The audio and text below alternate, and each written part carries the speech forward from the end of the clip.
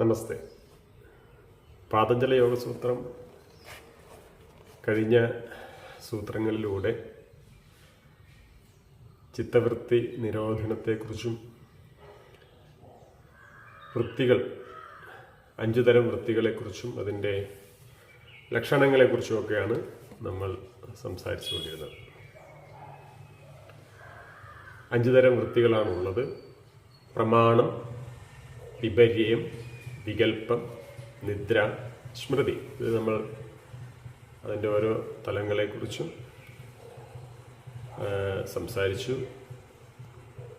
ഇനി അടുത്ത സൂത്രത്തിലേക്ക് പോവുകയാണ്. ഇനി ഇതിൻ്റെ പ്രായോഗിക വശം, ഇതെങ്ങനെ നമുക്ക് ഇതിൻ്റെ നിയന്ത്രണങ്ങളിലേക്ക്, ചിത്തവൃത്തി നിരോധനത്തിലേക്ക് എത്താം എന്ന് വ്യാഖ്യാനിക്കുന്നതാണ് ഇനിയുള്ള സൂത്രങ്ങൾ. സൂത്രം 12. അഭ്യാസ വൈരാഗ്യാഭ്യാം തന്നിരോധ.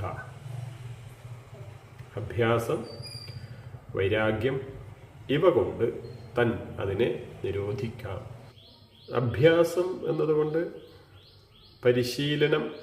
പരിശീലനത്തിലൂടെ സിദ്ധിച്ച കാര്യങ്ങൾ നിരന്തരം ചെയ്തുകൊണ്ടിരിക്കുന്നതാണ് അഭ്യാസം. നമ്മുടെ സംസ്കാരത്തെ, നമ്മുടെ സ്വഭാവത്തെ നിരന്തരമായ മാറ്റത്തിന് വേണ്ടി നിരന്തരമായി അത് ശ്രമിച്ചുകൊണ്ടിരിക്കുമ്പോൾ സ്വാഭാവികമായും നമ്മുടെ സ്വഭാവത്തിൽ മാറ്റം ഉണ്ടാകും. സ്മൃതി എന്ന വൃത്തിയെക്കുറിച്ച് പറയുമ്പോൾ അത് പറഞ്ഞിട്ടുണ്ട്. നമ്മുടെ ബ്രെയിനിനെ റീവയർ ചെയ്യാൻ, അതിൻ്റെ പ്രവർത്തികളെ നമുക്ക് മാറ്റിയെടുക്കാൻ നിരന്തരമായി അഭ്യാസം കൊണ്ട് സാധിക്കും. ഇവിടെ അഭ്യാസത്തിൻ്റെ നൈരന്തര്യം എന്നതുകൊണ്ട് ഉദ്ദേശിക്കുന്നത് യോഗാഭ്യാസത്തിൻ്റെ, ശാരീരികമായ അഭ്യാസത്തിൻ്റെ ആവർത്തനം അല്ലെങ്കിൽ പരിശീലനം എന്ന അർത്ഥം മാത്രമല്ല. അഥവാ അതിനേക്കാൾ പ്രാധാന്യമുള്ളത് അന്തരംഗ യോഗയ്ക്കാണ്. 2 തരത്തിൽ യോഗയുണ്ട് എന്ന് ആദ്യ സൂത്രങ്ങൾ മുതൽ പറഞ്ഞുകൊണ്ടിരിക്കുന്നതാണ്. നമ്മൾ സാധാരണ യോഗാഭ്യാസം എന്ന് പറയുന്നത് ശാരീരികമായ യോഗയാണ്, ആസന വൈവിധ്യങ്ങളാണ്. അത് ബഹിരംഗ യോഗയിൽ പെടുന്നതാണ്. നമ്മൾ പുറത്തെ അവയവങ്ങളിൽ ശാരീരികമായ ചലനങ്ങൾ ഉണ്ടാക്കുക. പുറത്തെ അവയവം എന്ന് പറഞ്ഞാൽ കൈകാലുകൾ മാത്രമല്ല, ഉദരവും ഉദരത്തിൻ്റെ അകത്തുള്ള അവയവങ്ങളും ഒക്കെ അതിൽ വരും. എന്നുവെച്ചാൽ കാണാൻ പറ്റുന്ന അവയവങ്ങൾ എന്നർത്ഥം. അതാണ് ബഹിരംഗ യോഗ, പുറത്തെ അവയവങ്ങളെ കൊണ്ടുള്ള യോഗ. അന്തരംഗ യോഗ എന്ന് പറയുന്നത് ഈ അവയവങ്ങളെയെല്ലാം നമ്മൾ ഉള്ളിലേക്ക് എടുക്കും. അതിന് പ്രത്യാഹാരം എന്നാണ് പറയുക. ഈ യോഗാസനവും പ്രാണായാമവും കഴിഞ്ഞു കഴിഞ്ഞാൽ, ഈ പ്രാണായാമവും ബഹിരംഗ യോഗയാണ്. ഈ പ്രാണായാമവും കഴിഞ്ഞു കഴിഞ്ഞാൽ നമ്മൾ മെഡിറ്റേഷനിലേക്ക് പോകുമ്പോൾ അതിനെ ഉള്ളിലേക്ക്, നമ്മുടെ ഇന്ദ്രിയങ്ങളെ ഉള്ളിലേക്ക് കൊണ്ടുപോകും. ആ ഉള്ളിലേക്ക് കൊണ്ടുപോകുമ്പോൾ ഉള്ള പ്രവർത്തനങ്ങൾ, അതിനെ തുടർന്നുള്ള പ്രവർത്തനങ്ങൾ, അതിനെയാണ് അന്തരംഗ യോഗ എന്ന് പറയാം. ഈ അന്തരംഗ യോഗയിലാണ് ഈ മൈൻഡ്ഫുൾനെസ് ഉണ്ടാവുന്നത്. ശരീരത്തിൻ്റെ എല്ലാ ഭാഗങ്ങളിലേക്കും മനസ്സിനെ സഞ്ചരിപ്പിച്ചും കൊണ്ട് ആ ശരീരത്തിൻ്റെ ഭാഗങ്ങളെയെല്ലാം മനസ്സിൽ കേന്ദ്രീകരിക്കും. ശരീരത്തിൻ്റെ ഉൾഭാഗങ്ങളെയും മനസ്സിൽ കേന്ദ്രീകരിക്കും. ആ മനസ്സിനെയും കടന്ന് നമ്മൾ കോൺഷ്യസ്നെസ്സിലേക്ക് എത്തും. ബോധത്തെ കൊണ്ട് മനസ്സിനെയും കാണും, മനസ്സിൻ്റെ ചലനങ്ങളെയും കാണും.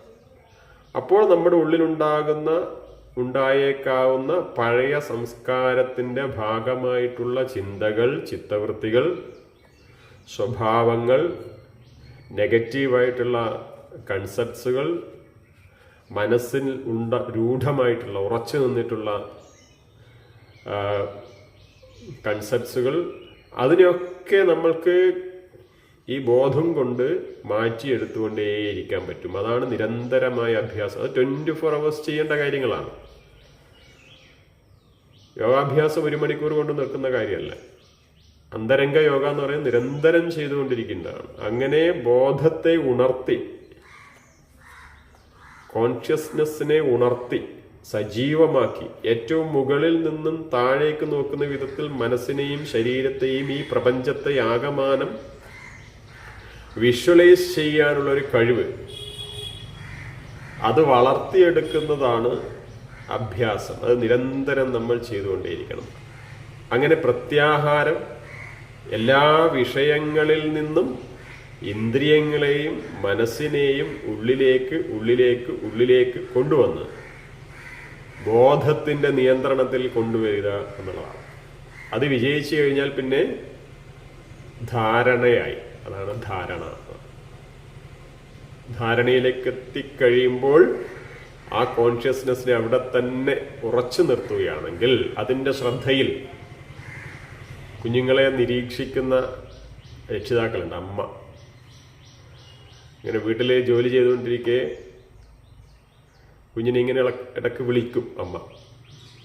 അപ്പോൾ കുഞ്ഞിൻ്റെ ഒച്ചയും ബഹളം ഒന്നുമില്ലെങ്കിൽ അമ്മയ്ക്ക് ഉറപ്പാണ് അവനെന്തോ കൃത്തക്കേട് ഒപ്പിക്കുന്നുണ്ട് എന്നുള്ളത്. അവളിങ്ങനെ വിളിച്ചുകൊണ്ടിരിക്കും. കുട്ടാ, മോളെ എന്നിങ്ങനെ വിളിക്കും. അന്നേരം ആകെയുള്ള മറുപടി, ആദ്യമൊന്നും മറുപടി ഉണ്ടാവില്ല, പിന്നെ ഇടയ്ക്കിടയ്ക്ക് ആ എന്നൊക്കെ മൂളുന്നുണ്ടാവും. ഉറപ്പാണ് ആ കുട്ടി എന്തോ ഒരു വളരെ സൂക്ഷ്മമായ ഒരു ചിന്തയിൽ, ഒരു പ്രവൃത്തിയിൽ പെട്ടിട്ടുണ്ട്. നമ്മളെ സംബന്ധിച്ചിടത്തോളം വിക്ഷിപ്താവസ്ഥയിലേക്ക് മനസ്സ് മുഴുകി നിൽക്കുമ്പോഴാണ് ഈ വിളിയൊന്നും കേൾക്കാതിരിക്കുക. ഒന്നും അറിയില്ല, പുറത്ത് നടക്കുന്ന എന്താണെന്ന് അറിയില്ല. അപ്പൊ ചിന്തയിലേക്ക് മനസ്സിങ്ങനെ മുഴുകിപ്പോവും. അപ്പൊ ഒരു രക്ഷിതാവിനെ പോലെ, അമ്മയെ പോലെ ബോധം മനസ്സിനെ വിളിക്കും. ഈ മനസ്സെന്താണ് ചെയ്യുന്നത്? ഈ വാക്ക് എങ്ങനെയാണ് ഉണ്ടാകുന്നത് എന്ന് മനസ്സിനെ വളരെ സൂക്ഷ്മമായി നിരീക്ഷിക്കുമ്പോൾ മനസ്സ് പെട്ടെന്ന് തന്നെ ഈ വിക്ഷിപ്തത്തിൽ നിന്ന് മോചനം നേടും.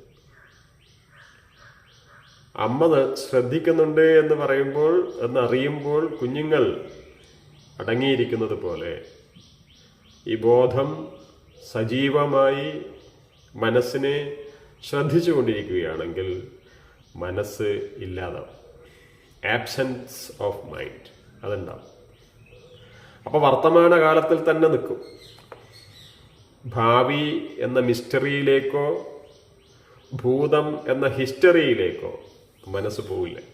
മനസ്സ് അവിടെ തന്നെ നിൽക്കും. അപ്പോൾ എപ്പോഴും വർത്തമാനത്തിൽ നിൽക്കുക എന്നുള്ളതാണ്